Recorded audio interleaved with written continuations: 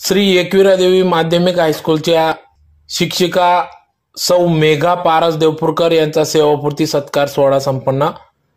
याबाबत वृत्त असे की आज दिनांक 7 जुलै 2024 रोजी सायंकाळी 5 वाजता धुळे शहरातील बाळकृष्ण मंगल कार्यालय या ठिकाणी 31 वर्षे अविरत सेवेतून सौ मेघा पारस देवपूरकर या सेवानिवृत्त झाले असून त्यांचा सेवापूर्ती सत्कार सोहळा पार पडला।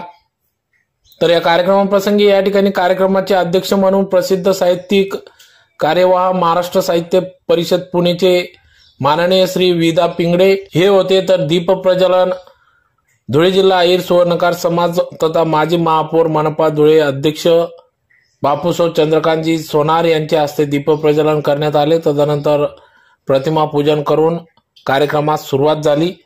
तर या कार्यक्रमाप्रसंगी या ठिकाणी एकविरा देवी शिक्षण मंडळचे चेअरमन प्रशांत वाघ, कविवर्य श्री जगदीश देवपूरकर, धुळे जिल्हा सुवर्णकार महिला मंडळ अध्यक्ष सौ रंजना विस्पुते, ज्येष्ठ विधितज्ञ कुंदनजी पवार, ज्येष्ठ विधितज्ञ ॲडव्होकेट सी.डी. सोनार, आदर्श शिक्षण संकुलचे अध्यक्ष महेंद्र विस्पुते, मुख्याध्यापिका एकविरा देवी सौ आशालता बधाने, माजी अध्यक्ष धुळे जिल्हा अहिर सुवर्णकार समाज सुरेश जडे, उद्योजक नाशिककर अजय नाशिककर, माजी धुळे जिल्हा अध्यक्ष अहिर सुवर्णकार समाज सुनील ताते देवरे, चंदनपंत जडे, चेतन सोनार, ॲडव्होकेट प्रसाद पोद्दार, अरुणजी विस्पुते, गुड मॉर्निंग ग्रुपचे अध्यक्ष संजय अहिरराव, डी.बी. सोनार, नरेश गोरखे, ज्येष्ठ गायक पारिजात चव्हाण आदी सर्व प्रमुख मान्यवरांच्या उपस्थितीत सदर सौ मेघा पारस देवपूरकर यांचा सेवापूर्ती सत्कार सोहळा या ठिकाणी पार पडला। तर अनेक मान्यवरांनी आपल्या मनोगतातून या ठिकाणी सौ मेघा पारस देवपूरकर यांच्या कार्याविषयी या ठिकाणी त्यांच्या कार्याला उजाळा दिला। त्यांच्या कार्याबद्दल या ठिकाणी प्रत्येकाचे अनुभव या सेवापूर्ती कार्यक्रमाप्रसंगी मांडले।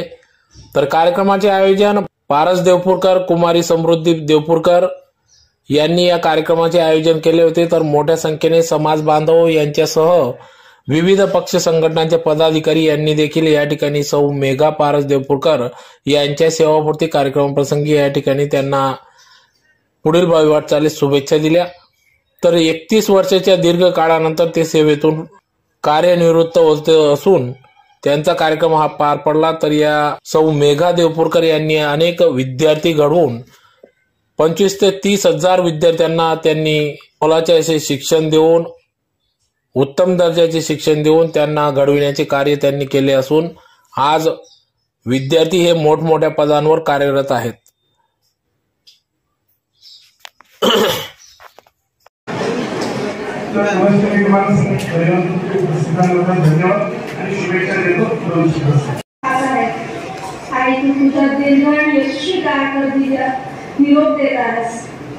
कधी न थांबणारी आमची आताही एक्सप्रेस रिटायरमेंट नंतर शेवटच्या टप्प्यात थोडी हळू राहील असा अंदाज आहे।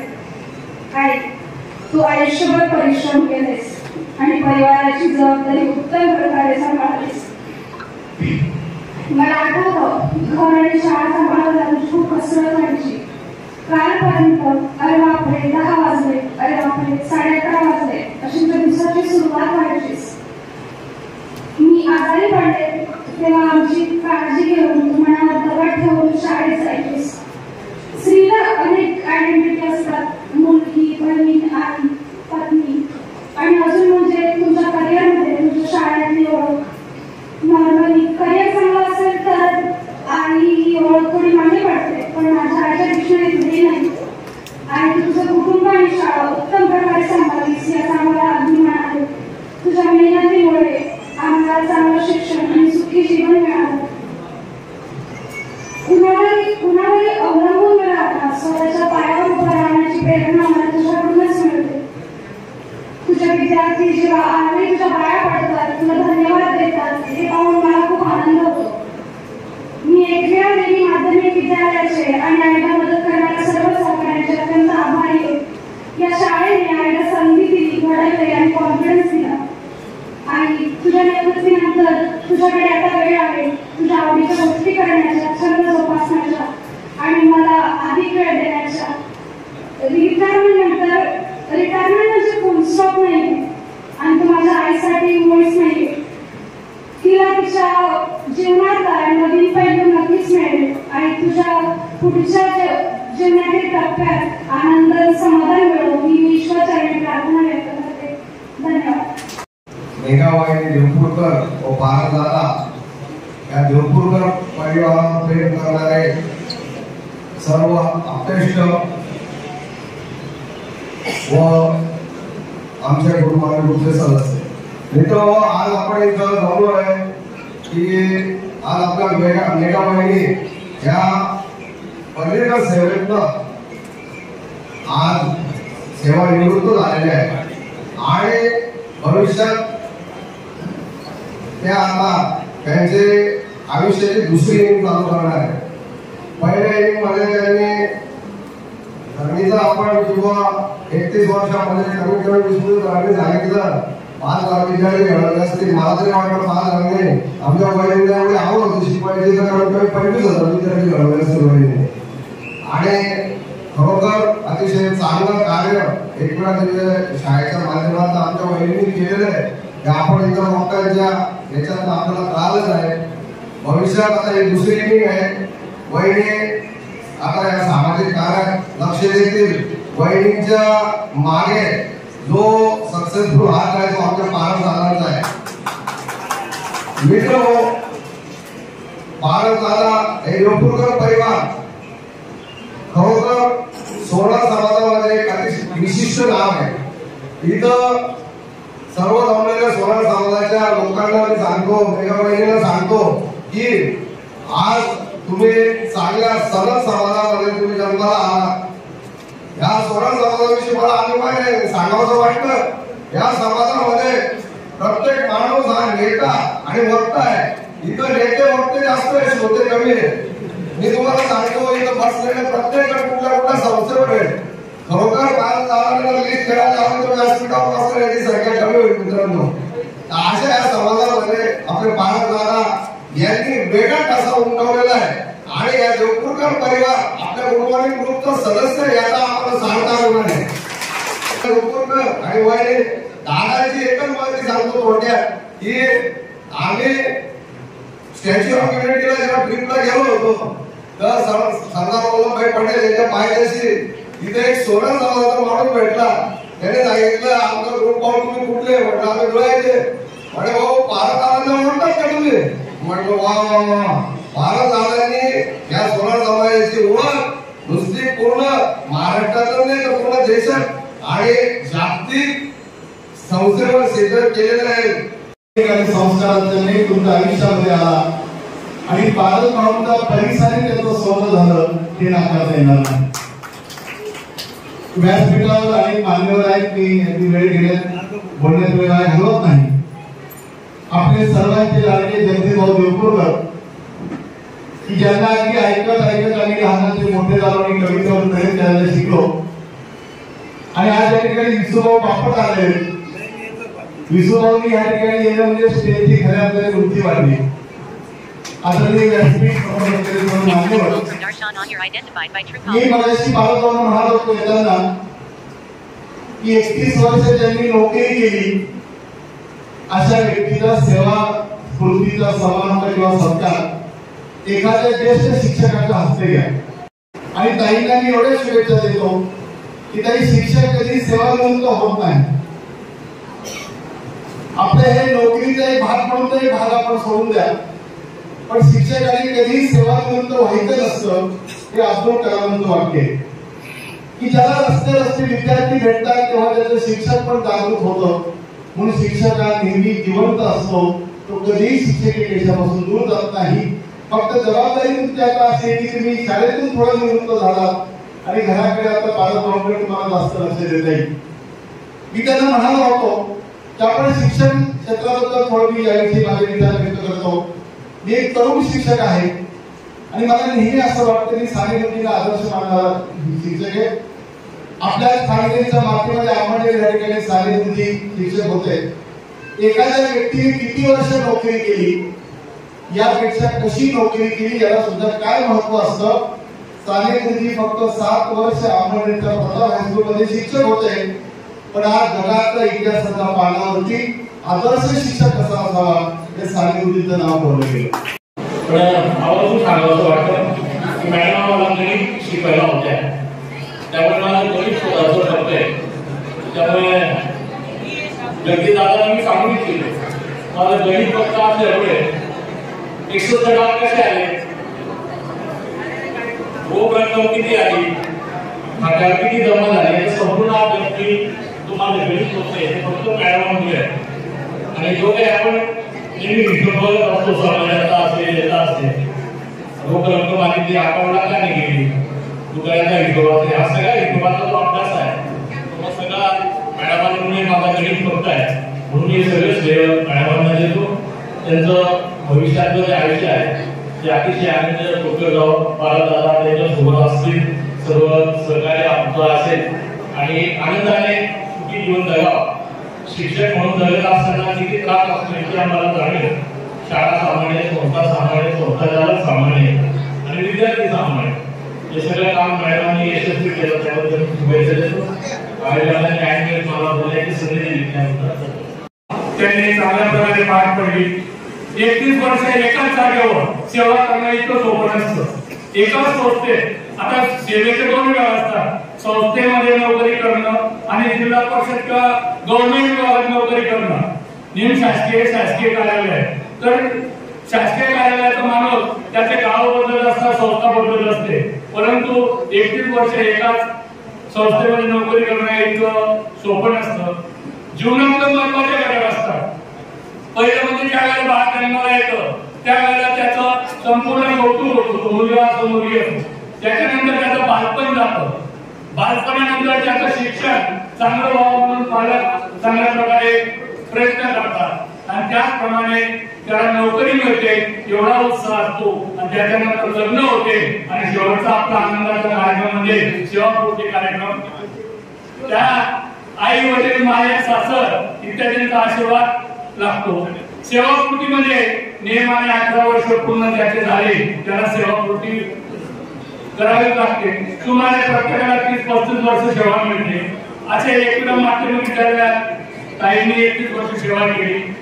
या जगण्यावर शतदा प्रेम करावे, या जन्मावर.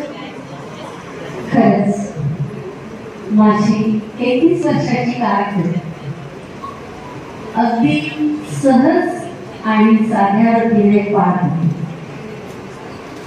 मी मुलीवर प्रेम केलं, बहिणीवर प्रेम केलं, माझ्या कामावर प्रेम केलं,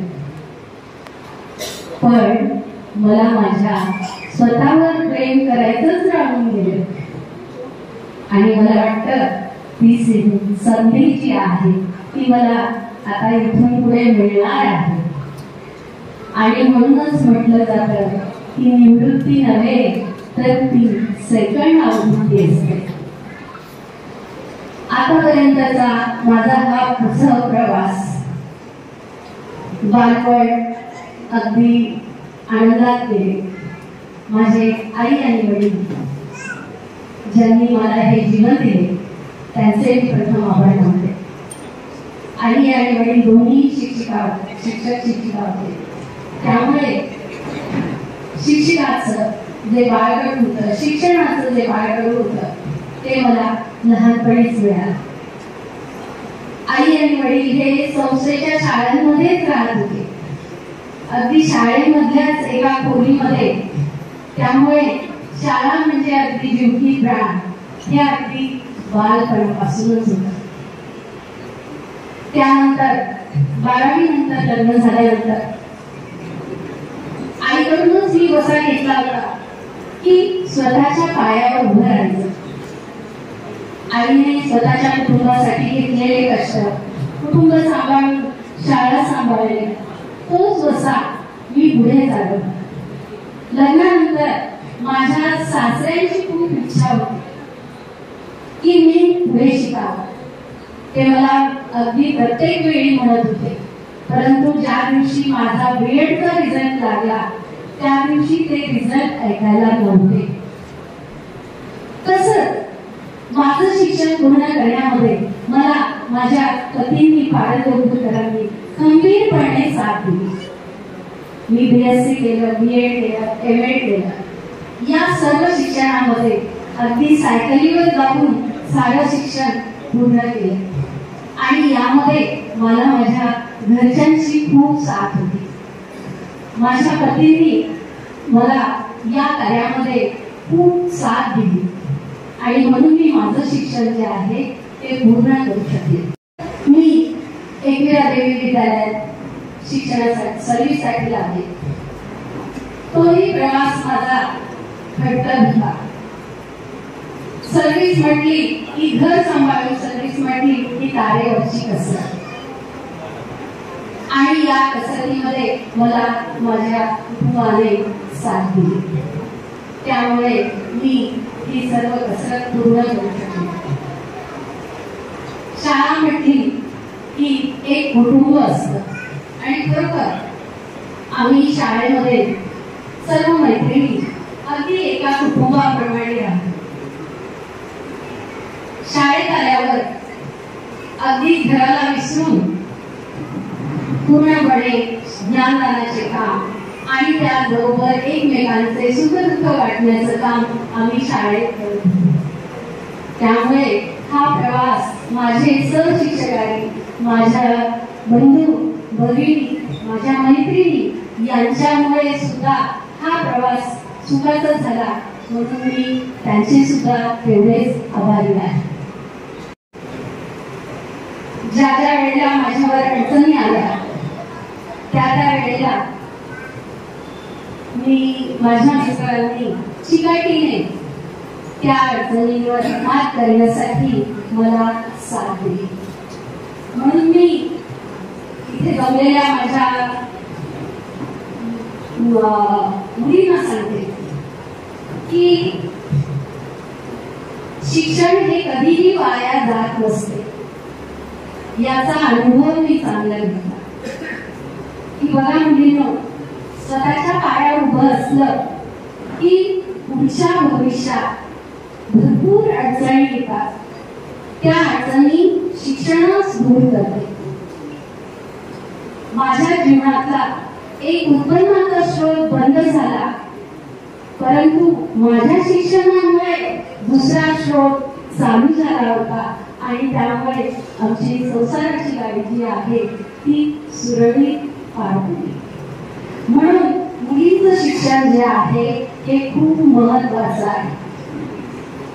नोकरी करण्यासाठीच नाही तर कुटुंबावर आणि घरातल्या मुलांवर संस्कार करण्यासाठी खूप महत्वाचे आहे.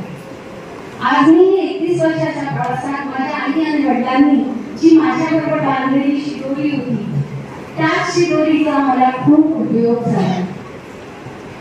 वडील माझ्या घराचे शिक्षक होते आणि त्यामुळे त्यांचे जे गुण होते ते आणि मलाही ते मुलांमध्ये रमणं हा माझाही खूप मोठा गुण होता.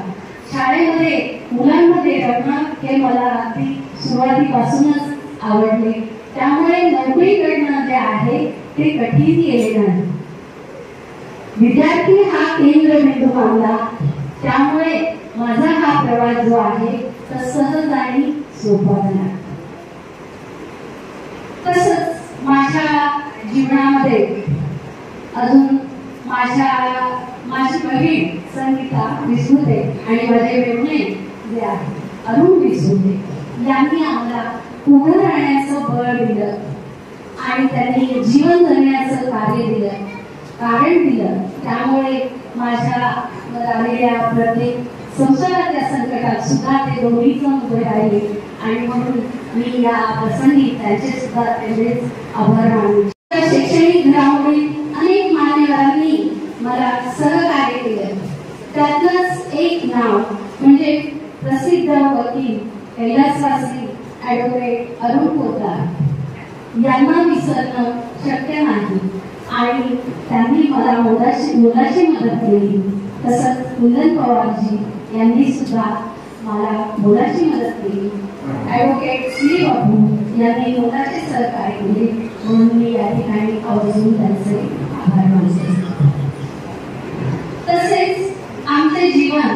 तुझ्यामुळे सार्थक झाले, समृद्ध झाले अशी माझी समृद्धी.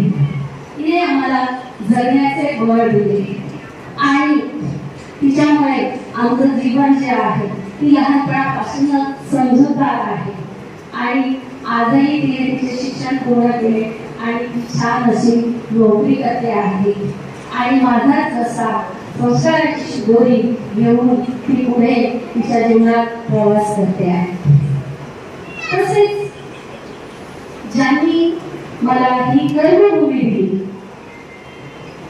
की ज्यांनी या संस्थेत आनंदाने मी सेवा दिली आणि मानाने मी या संस्थेत निवृत्त झाले, असे एकल्या देवी माध्यमिक संस्थेचे संस्थापक आणि चेअरमन प्रशांतजी वाघ यांचेही मी या ठिकाणी आभार मानते आहे. माझ्या शाळेचे मुख्याध्यापक सहकारी बंधू यांनी मला वेळोवेळी सहकार्य केलं. शाळेचं काम म्हणजे एकाचं काम नसतं, तर सर्वांमुळे ही शाळा जी आहे ही पुढे जात असते आणि असा एक संघपणा ज्या शाळेत असतो, असा एक संघपणा जिथे असतो तिथे नक्कीच प्रगती असते. आजही कुठल्याही पुण्याच्या रस्त्यावर गेले तर कोणीतरी पटकन येतं आणि मॅडम नमस्कार म्हणून म्हणतात. काल परवा कलेक्टर कचेरीमध्ये माझे रिटायरमेंटच्या कागदासाठी नंबर लावलेला होता. माझा नंबर एकदम शेवटी होता. कोणीतरी विद्यार्थी होती की जी माझी विद्यार्थी होती. मी नावानिशी तिला ओळखतही नव्हती. ती आली, नमस्ते केला आणि पटकन माझ्या हातातून कागद घेतला आणि मॅडम तुम्ही सावलीत बसा, मी तुमचं काम माझ्या कामाबद्दल हीच कामाची आणि मी केलेल्या याची खरी पावती आहे. आणि देवाने मला माझ्याकडून हे सारं कार्य, एक चांगलं काम करण्याचं बळ दिलं आणि माझ्याकडून हे काम करून घेतलं म्हणून मी त्याला धन्यवाद देते. आणि त्यानेच मला आता याच्या पुढे जे जीवन दिलेलं आहे हे जीवन मला बोलून जीवन दिलेलं आहे आणि आता सुद्धा मी माझ्या उर्वरित जीवनामध्ये हे काम सतत चालू ठेवेन. कारण आता सर बोलले की शिक्षक जे आहे ते रिटायर होतच नाही, आपण म्हणतो सेवापूर्ती, पण त्यांचं काम जे आहे ते अखंडपणे चालू असतं. तसंच ते काम जे आहे मी ते काम चालू केले आणि माझ्या महिला मंडळाच्या भगिनी तर माझी वाटच बघता आहे. कारण दरवेळेला महिला मंडळाचा कार्यक्रम असला की 5:30ची वेळ झाली, शाळा सुटली की मी नंतर 6 पर्यंत कार्यालयात पोहोचायची आणि मग सगळे माझ्याकडे बघायच्या. तर शाळेमुळे मी या कार्यक्रमांना वेळ देऊ शकत नव्हती, पण आता मात्र मी या कार्यक्रमांना पूर्ण वेळ देईन आणि समाजाचा, माझ्या पतींचा जो वारसा आहे त्यांनी जे काही अगदी त्यांच्या रक्तात आहे, लहानपणापासून समाज कार्य हे त्यांच्या रक्तात आहे आणि त्यालाच मी आता पुढे साथ देईन. त्याबरोबर माझे जे छंद आहे, मला छंद आहे गाण्याचा आणि माझे गुरु जे आहे ते सुद्धा माझ्याकडून हा माझा जो छंद आहे ते पूर्ण करून घेतील अशी मी आशा करते. आणि छंद आहे ते पूर्ण करेल. जसे स्विमिंग आहे, ड्रायव्हिंग आहे, रीडिंग आहे, वाचन तर खूप राहिलेलं आहे आणि हे सगळे छंद जे आहे ते उर्वरित जीवनामध्ये मी पूर्ण करेन. कारण बाहेरचा निसर्ग सुद्धा हा सारखा आपल्याला बोलावत असतो आणि निसर्गाच्या मजेशीर गोष्टी ज्या आहेत त्या सुद्धा खूप बघण्याच्या राहिलेल्या आहेत. रंगांचा पंखा सांगून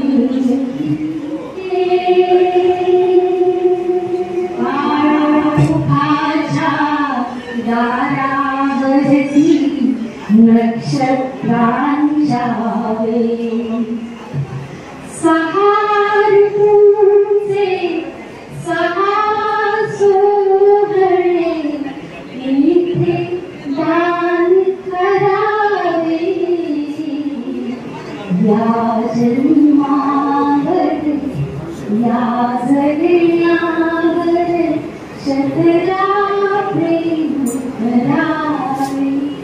हे सगळ्याचे 6 सोहळे आता नक्की बघायला मला वेळ मिळाला आहे आणि ते माझं जे आहे ते काम पुन्हा करते